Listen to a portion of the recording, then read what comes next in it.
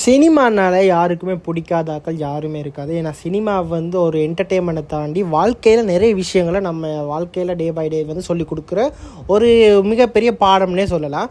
அந்த வகையில் பார்த்திங்கன்னா தமிழ் படங்களுக்கு வந்து தமிழ்நாடு மாத்திரம் இல்லை, உலகளாவிய ரீதியில் வந்து மிகப்பெரிய வரவேற்பு இருக்குது. நம்ம எல்லாருக்குமே தெரியும், தமிழ்நாட்டில் இந்த தமிழ் படத்தில் நடிக்கிற நடிகர்கள் எல்லாருமே வந்து ஒரு நடிகர்களை தாண்டி ஒருத்தர்கிட்ட வீட்டில் எல்லாமே பார்த்திங்கன்னு சொன்னால் அவங்களுடைய பிள்ளைகளா மகனா வந்து அண்ணனா தம்பியான்னு பார்க்குறது எல்லாமே வழக்கம்.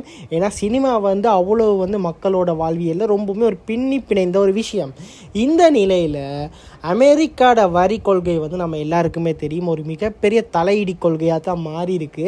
அந்த அமெரிக்கா வரி கொள்கையில் இப்போ சினிமாவுக்குமே ஒரு தலையீடையாக மாற்றி இருக்குன்னு தான் சொல்லக்கூடியதாக இருக்கும்.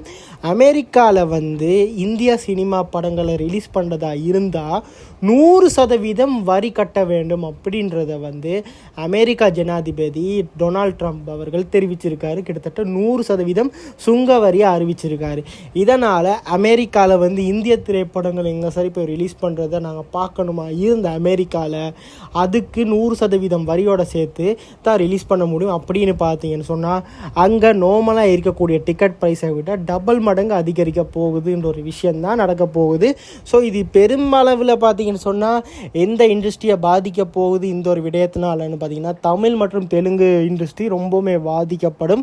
ஏன்னா தமிழ் தெலுங்கு இண்டஸ்ட்ரி படங்கள் வந்து அமெரிக்காவில் இப்போ ரொம்பவுமே வரவேற்பு பெற்று வர்றதுனால இந்த ஒரு விஷயத்தை டொனால்ட் ட்ரம்ப் செஞ்சதுனால இது ஒரு மிகப்பெரிய ஒரு பாதிப்பாக சினிமா துறைக்கு வந்திருக்குன்னே சொல்லக்கூடியதாக இருக்கும்.